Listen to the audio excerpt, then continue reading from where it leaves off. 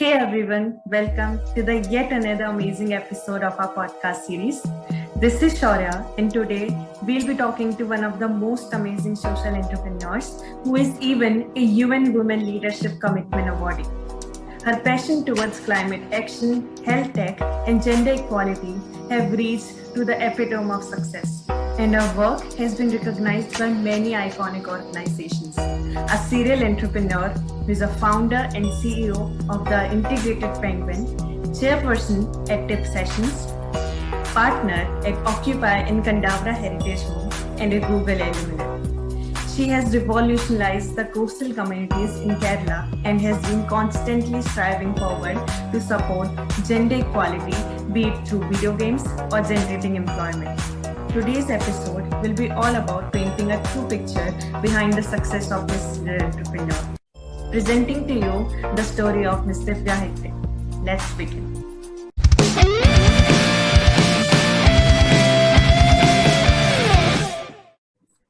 Hello, ma'am. Thank you so much for joining today. It's an absolute pleasure to have you on our podcast episode. And I'm sure it would be such an insightful episode, not to mention I have become an admirer of your work and the level you have taken your work so far and unleashing the best potential to each and every project you have done. So if we can start with your journey of the beginning of the award-winning tech outfit, the Integrated Penguin. So how you came up with the idea and what made you start this initiative and taking it forward to such level that you got recognized by UN itself. So yeah, it would be such a great pleasure to get to know about the work you have done so far. Sure. Thank you, Shaurya, for having me on your podcast. I'm excited to be here.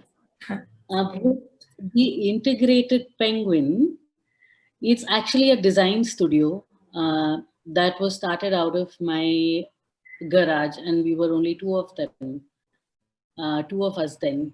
And we slowly grew, and the intention was never to scale it to a large extent, but to do really good work at a small level. And that's because I did not have any intention of blowing it up into an ad agency or a design agency. In fact, I was a freelancer before that, and the only reason I started the agency was a bad experience where a really big brand refused to pay me after making me work for 6 months and said, you don't have a portfolio, you don't have a logo, you're not registered. Just use our name on your portfolio and get more work. And out of frustration, I sketched out a logo and said, you know what, I have a logo now. I went ahead and registered it, and I said, now pay me. That's how it actually started. Of course, we really enjoyed, thanks. Of course, we really enjoyed making websites, illustrations, all of that. But there came a point for me and my team where we really wanted to do something different, and we started looking at projects that were not all very homogeneous in nature. And I'm sure you remember the Nirbhaya incident. And I'm the kind of person that loses my mind every time there's a bad incident, and I take out my anger on my dad or my brother or something like that. And my dad's a lawyer, and one of the times that we were arguing, he said, the problem is not laws. We have plenty of laws, rules, regulations, but still people aren't scared. This is not a legal issue. This is a cultural issue. And he said, you're in tech. If you could think of something like, and around the same time, I think Blue Whale was really popular, and it got this tag of being like a killer a game where people were committing suicide. Of course, it all got proved to be wrong, but we started thinking about if a game can really move someone to take such steps, then it can be also used for doing good. So my team and I started talking about it, and we said, we're all really frustrated with gender issues, and obviously the things that people do is a large part of it is conditioning while growing up, etc. So what we said was, let's look at childhood and upbringing and the backgrounds of these people, and that's when we realized that maybe we should come up with a game, a gender equality game, because games are great social currency. Um, Kids might not listen to their parents or confess to their teachers about the problems they're having, but when it comes to games, they'll obviously be a bit more open. So the goal is to introduce gender equality studies from childhood, of course, in every school. And we chose gaming as a medium, and I really do believe that it is a fantastic medium to do that. The work is underway, and we hope to, have gender equality as an important subject for every child in the country one day. Yeah, it's really great to know like how video games, it could be used for more than just for leisure or making crunching numbers more easy. So you can, make the children more like into more valuable stuff, and the way they interact with video games, it's like different. So yeah, making those Yeah, to that games level. are a very, very powerful Yeah, medium. definitely. So, like, how I would really love to know, ki how each and every day you made sure to put yourself on the right path, and like really hit the nail on the right thing. So, do you like you kept building each and every day, and you took this to such an high level. So, yeah, what made you keep nudging yourself ahead each and every day? So, it would be great. I think for me, if I'm not doing something that I find close to my heart, I really can't take it forward or function. Different people function differently. For me, that works, being passionate about something. So for me, the subjects that are close to my heart are gender equality, um, climate action, and health tech. So these are the areas with which I'd like to work. And owing to my background, using design and technology for social impact sort of comes naturally now. It took a lot of effort and work and, trying to figure out stuff. It's not that everyone um, already knows what their passion is or already knows what they'd like to work in. It takes a sort of a journey to arrive there. I think I'm still trying to figure it out. For now, I think this is what I want to do. It may evolve tomorrow. Uh, it's important to not box yourself and think that, okay, this is who I am and this is what I want to do. And that has helped me. Of course, reading has helped me immensely. I think the more you read, the more you get ideas and your thinking evolves. So that's a lifelong process. But yeah, like you said, it requires daily work, and that is something you absolutely cannot escape. It requires daily work to an extent that some people might make fun of you, but if it's what you want to achieve, then you work towards it. Great, And like you keep the fixed saying you need, mindset really hampers the growth. So abundance yeah, mindset is much better to it. So yeah. yeah, definitely. Having a fixed mindset doesn't really help. I know that because I've been that. I feel like I guess I'm supposed everybody to, nowadays is like the same. Like, we get yeah, inspired looking towards different opportunities, and we get fixed towards it. So yeah, it's really yeah. important to, like get an abundance mindset. So I also learned that you are a graduate from Northwestern University. So what role did studying abroad and getting an global exposure have played, important part to your role, the projects you have been working so far?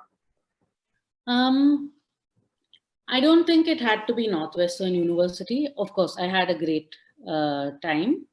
I owe a lot of my learning to them, but it could have been any university outside, right?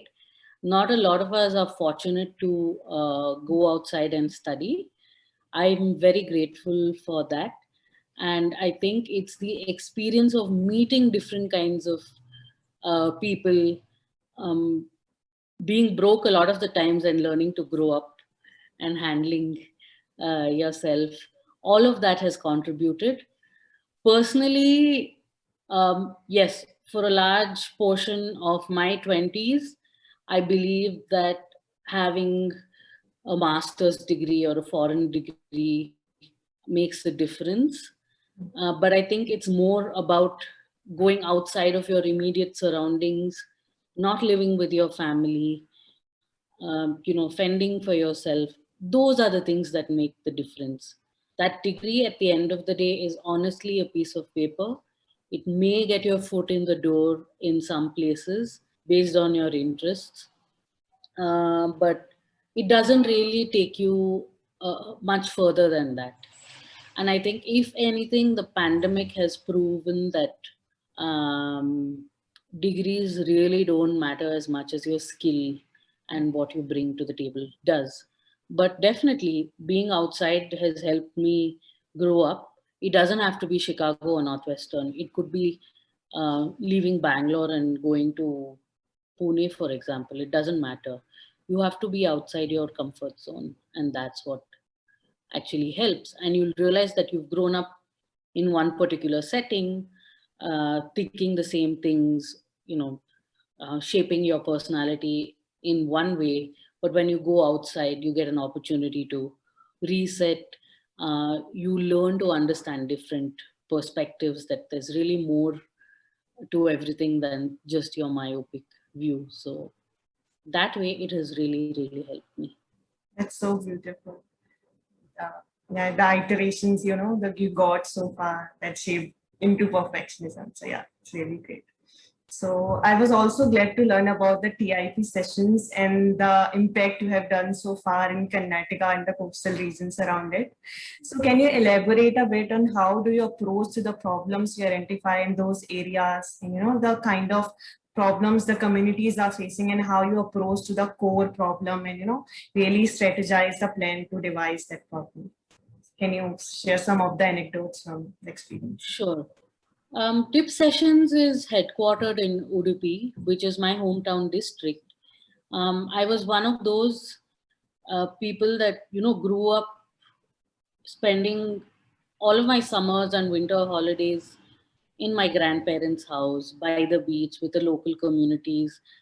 And I honestly never wanted to do that. I did not want to spend all of my holidays there, but my parents made sure that I'm in touch with my roots, right? All I wanted to do is not be there, be in the city, be outside the country. I always had this yearning, but I think a turning point for me was moving back from Chicago and spending a lot of time in my native place again. And if you've ever been to Udupi, Mangalore, or Chikmagalur, um, the coast essentially is flanked by the Arabian Sea on one side and the Western Ghats on the other. It's a stunning place, but yet we yearn for high-rise buildings, and we don't care if there's a construction being done on a stormwater drain or whatever it is. Plastic is very aspirational over there, and I realized that wow, we're really chasing all that's bullshit. It's not required. So that's where I said, I want to give back to my hometown. So what I'm going to do is I'm going to start talking to college students and kids about life beyond doing just engineering and medical, because that's the aspiration over there. And in one of those sessions, we started speaking about the environment, because I'm really in love with that place and nature. And one of the kids said, yeah, that's great, you've gone to the US, you've come from the city, you're telling me about all this, fine, I'll stop using plastic, but where does this all go?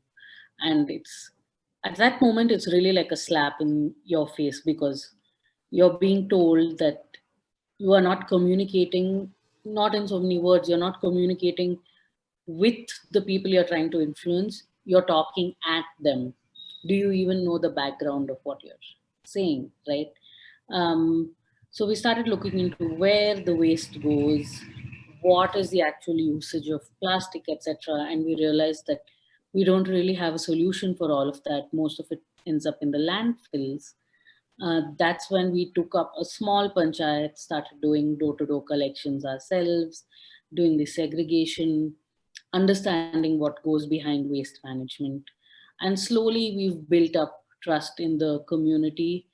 Of course, for me, I got lucky there because my parents also do a lot of social work. So the connects were not as difficult as it normally would be. And again, really grateful for that. So I decided, why not use the existing networks and leverage them? So we got into that. We brought a certain level of discipline into waste management, and that helped us expand and build relations. And the other thing we noticed was, the language of climate communications. You cannot tell some tropic human beings that a polar bear is suffocating because of plastic, right? You'll manage to elicit some sort of sympathy, not empathy, and it will not drive home the message of urgency of climate change or action. You have to really tackle behaviors of people. What kind of communication could you put out that would urge them to act? You need to appreciate people for taking small steps rather than talking about the 2-degree change, about global warming, not giving the reasoning for it, or saying landfills are bad, not giving the actual reason for it, expecting people to understand and be moved as much as you are. So changing the language of climate communications was also important for us for our work, and that's what we are attempting to do. And of course, looking at um, gender justice as a big factor of climate change. You might have heard that women are an important aspect of climate change, and that's because when there is a disaster or a drought or food shortage, whatever it is, it's the woman that compromises, Yeah, right? definitely. She's the first one to cut down her consumption. She's the one that goes to get water for her family. So it's important to have women as a big part of the fight for climate action and to tackle the challenges. So these are the areas that we work in, and I really, really believe, and as does my team, that you have to have community-led climate action or waste management or whatever it is. Without community action, it's really difficult to move forward. So that's what we're working towards. Yeah, that's great. I also learned that the employees you are working with are actually the women of the same community. So, like how those women have come forward and really they left their houses and really they aspire to work towards the better communities for their families or for themselves. So, how they have come up so far in the communities. Yeah, that would be great if you can explain. So when it comes to waste management, women are naturally more open to dealing with waste. A, they're already working with the panchayats. B, this question of ego doesn't come in as often as it does with men.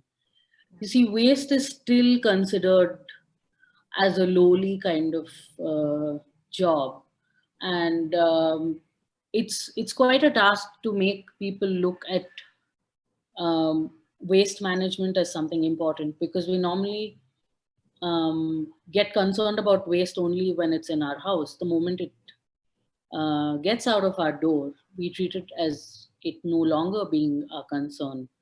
But it's we've been more successful in making women understand, the detrimental effects of unmanaged waste. Women, of course, are very hardworking. And yeah, and for them, they are important stakeholders, right? They stand Yeah. to lose a lot, even in terms of the harm that it will do to their children or their husband or parents, their loved ones. They are more sensitive to that. So women just become a natural choice, and you're creating livelihoods. The men, a lot of the times, already have jobs. Um, Women then become a good audience to motivate and show that there is money and livelihoods to be made in waste management. That's beautiful. That's really great to know, Sai. It was so much insightful. Like, the women of that community are really coming forward, not just, in their homes and really putting out themselves out there to make a better living for themselves and their families. So I remember you mentioned about the networking that helped you so far in building the right communications and, building the right kind of foundation for your project. So what learnings can you share from for the other aspiring entrepreneurs, social entrepreneurs, the students of our ages can really leverage networking, not like in current times there are no much that there are not people think there are not much possibilities to network with right kind of people. So how you feel in current situation, the pandemic, everything has shifted online. So how we Right, can leverage the networking platform and to get surrounded with the right kind of people. right. Um, Firstly, I'm someone who started out absolutely detesting networking. Even now, if you give me a choice, um, I would rather be a hermit. But the thing is, it's really important to build relationships. Networking doesn't mean um, going to an event, talking to as many people as possible, Yeah. handing out your business cards and running away. We all know where business cards land up. We collect too much and we don't really refer to them. Networking is really about seeking out people who you find interesting, reaching out to them and requesting for a conversation. And to say, if you're on LinkedIn and you reach out to someone, please be courteous when you reach out and do tell them what you're looking to talk about. Please don't just send a hi, and then if you do get a response from someone, how are you? This is not like Facebook or Instagram, right? Everyone understands and respects that LinkedIn is a professional platform and everyone's there chasing something, looking for something, looking to learn, looking to build a connection. So they'll totally understand if in the first mail you tell them what you want, and if they can help you, most often people do. Of course, if you reach out to a really busy or famous personality, they may not always have the bandwidth to get back to you. The key thing to remember is, don't be offended if someone doesn't respond. They don't know you, and it's definitely not personal for them. Different people are going through different um, things in their at that point in their life, or they're simply too busy or overwhelmed to respond to you. But definitely reach out, and that's something that I've learned the hard way. It's really uncomfortable in the beginning, but it just becomes practice once you realize that no one's got anything personal against you. If they would like to respond, they will make the best of it. Have your questions ready. Try to make the meeting as fruitful as possible, especially during pandemic, right? It's not easy to go out for a cup of coffee or request a meeting with someone and meet them in person. You have to do it all online. There are different avenues. There are like a million webinars and workshops happening. If there is someone that catches your fancy with regard to your work, etc., make time to reach out to them, send them a note. It could be, these days it's Clubhouse. There's a lot of groups that are on Clubhouse, discussing different subjects. That's a new way, a good way to network. There's also Facebook and Instagram, I know a lot of people network within groups. I'm not talking about sending friends requests to random strangers, but there are interest groups, right, where discussions happen. Put out a question, answer someone's query if you can help them. These are all ways to network without really being in your face or in someone's face and saying, hello, I'm so and so, and rattling out your bio data. So Yeah, do that. that's I think the first thing is to lose the fear of reaching out to someone, and then more the hesitation of reaching out to someone, and then the fear of rejection, or like the fear of being disliked. If you can get with that, not everyone's going to like you. You just have to move on, right? You yeah. don't like everyone as a person, but what is it that you want from them? You separate the problem from the person and tackle it that way. It's really great. I'm sure I would definitely, I was the person who was a sort of introvert, and I also learned it the hard way, like, reaching out to the right kind of people. And it's really wonderful, like people do revert back and they do help you. So it's really great. Yeah, Yeah. exactly. And being an introvert doesn't mean that you don't do business or you don't chase what you want. Yeah. Takes a little bit of work to convince yourself to reach out, but once or twice when you see that it works, people are happy to help, you'll continue being an introvert, but it's got nothing to do with um, having processes, right? You don't have to really love it or enjoy it. As long as you're not hating it, it's fine. Mm. So coming back to your work, so I learned that you have served clients like the government of Karnataka or the British Council and much more. So I'm also working towards the same line. So to serve the clients and also to like really help them navigate through their strategic challenges. So how do you think you really delve deeper into the root causes of the problems the client are facing and help them overcome their strategic challenges? So, and not to mention the clients who have served, they were really big organizations and they were really important in the real organization. So what was, there must be some pressure upon you, so, to really bring out the best and really put the best thing on the table. So how you have navigated through that part so far? Ironically, the biggest clients will not often be your best work. That's because they're already up there. They have their own rules and regulations, right?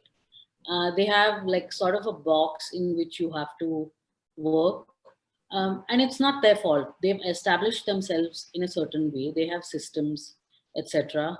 As much as it might frustrate you, you simply cannot go out of that rule book, so to speak. So yes, it is interesting and challenging because you're trying to infuse sort of fresh ideas into existing systems. Um, the thing to understand is to actually first research about them and learn where they're coming from, because it can get very frustrating. And then you slowly start to enjoy the challenge of communications with strict rules. There's two ways you can look at it.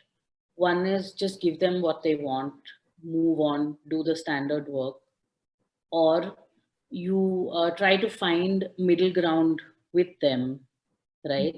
And then come to a sort of agreement where you both come halfway. And that's what we try to do, especially with the, I would say, the government. There's really no scope to go crazy with the government, but you can meet them halfway. And knowing the language really, really helps. So, yes, do your homework before you tackle big projects, especially with bigger clients. The smaller clients are actually way more fun because you're both starting from scratch, right? So there's way more that you can infuse by way of creativity and crazy ideas. It may not always be panning out the way you want it to, because we always find that there's a difference between art for art's sake, creativity, and then there's art for business, creativity for business, where your client is more important than your ideas, right? So at the end of the day, you have to listen to your client, but it's always more fun with smaller clients That's fine. because they want to experiment as well. Yeah. And also, like, I learned that you are a partner of two organizations. Then you are also, running your own successful venture. Then you're also the chairperson at TIPS Sessions. So knowing this all, I couldn't help but stop myself from, like really asking you that what's the reason of your high potential productivity every day you put forward, and what helps you make the best out of each and every work day you have in front of you. A team. I'm not doing it all by myself, right? And this has happened over 10 years. It's team and time. I didn't wake up and set up different things. I first started with the agency. The gender equality game is happening from within the agency in partnership with Holy Cow Productions. Gautam is a dear friend and phenomenal help with the gender equality game. So there's collaboration over there. And with tip sessions also, it's not me. There's like close to 100 other people doing the work, right? The women are working. I have a team set up locally that does fantastic work. My integrated penguin agency team helps with the communications aspect of it. So one is you have to be on the same page as everyone else when it comes to principles, right? You have certain principles that have to match with the team. Otherwise, you can't have, if your agency team didn't resonate with your want to do gender equality work or climate change work, that would never pan out.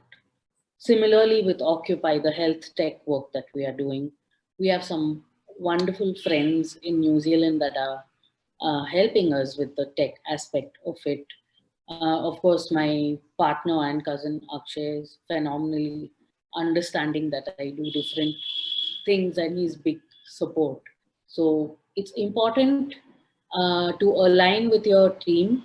They have to be on the same page as you, and they have to have the tolerance for the things that you want to do and support you. Similarly, you have to support the team. It's not a one-way instructional thing that happens with us, right? Everyone's consensus is taken. It's more of a discussion than dictation, I would say. So that helps a lot. And if you don't have a great set of people working with you, of course, you won't be motivated on a daily basis. Um, Being stubborn helps. I can thank my parents for that. But yeah, I think having a great team, reading as much as possible, trying to get mentors. Mentorship is really, really important. Having good mentors also helps, because they'll sort of keep you in check and ensure that you're going in the right path. They're not like teachers or parents that will reprimand you. They'll tell you what's right or wrong, but it's ultimately up to you to be self-motivated as well. Yeah.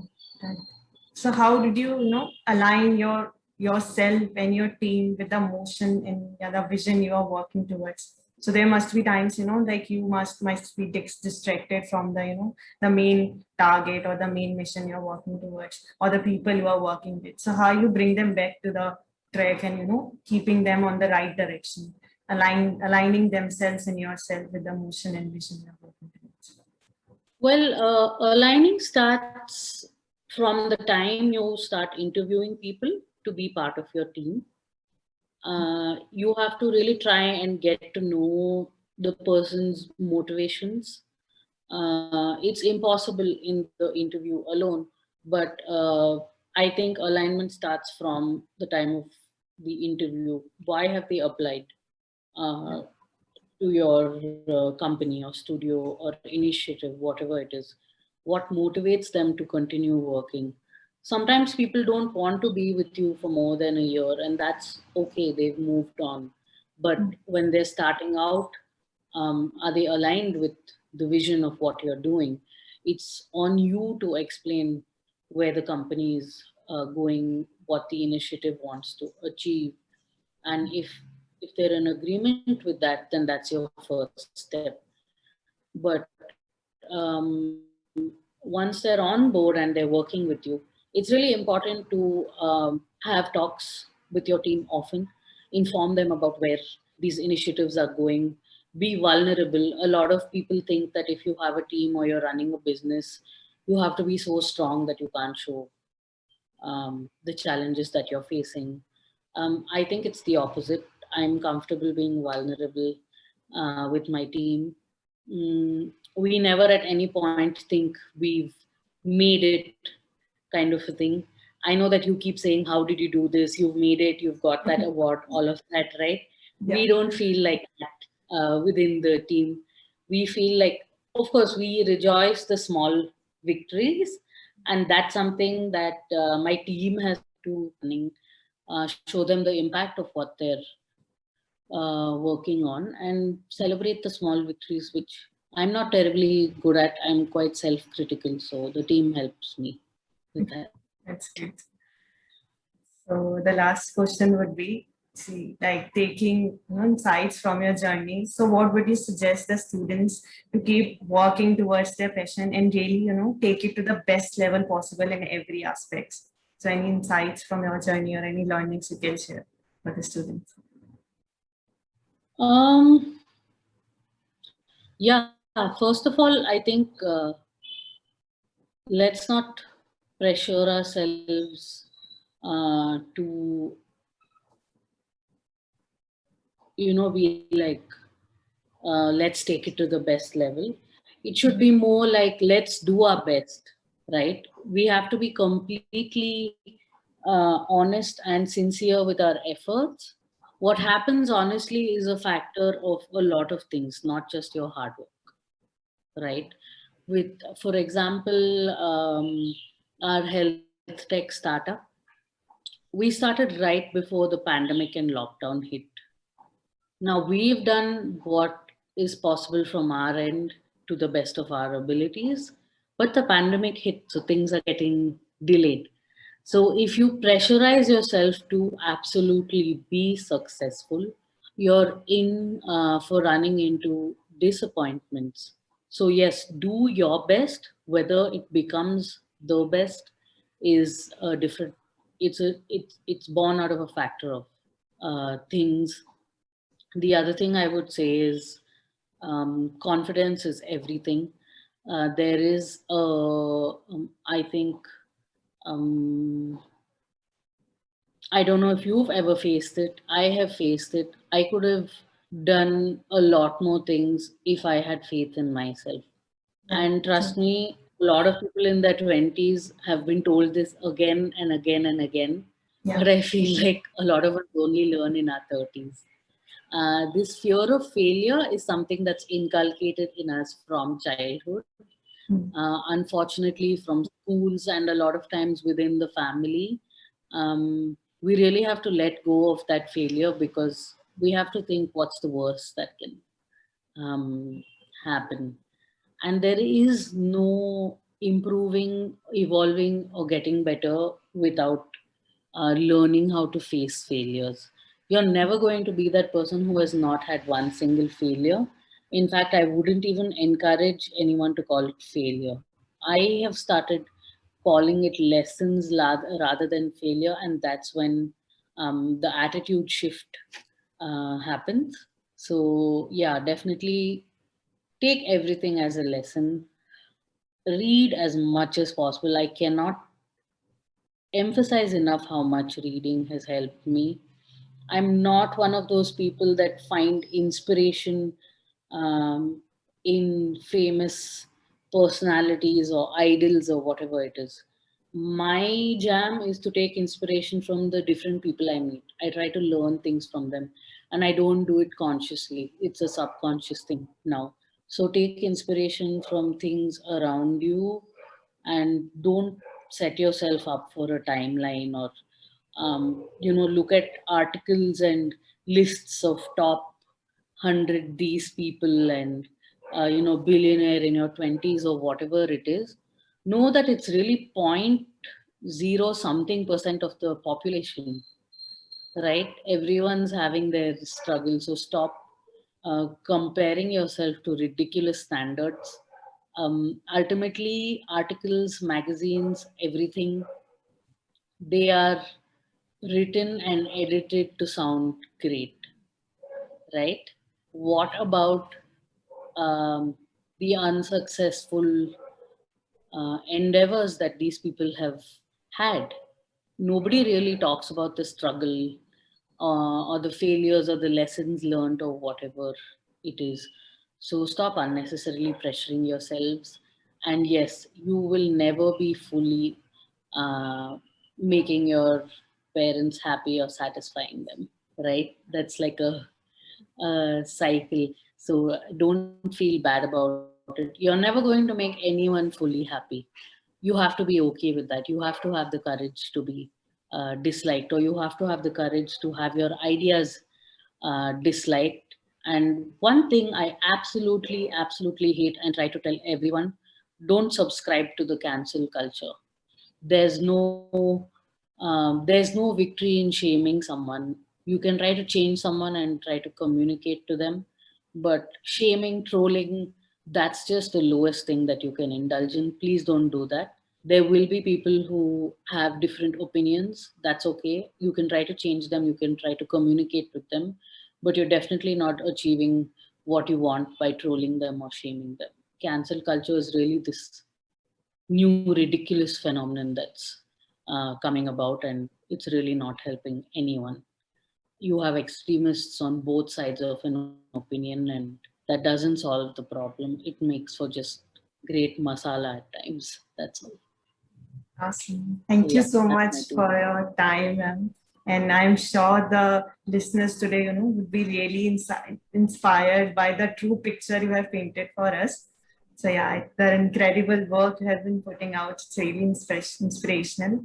And best wishes for your organization and all the projects you are working so far. I'm sure they would reach more and more better heights further. Thank you so much for having me. I enjoyed chatting.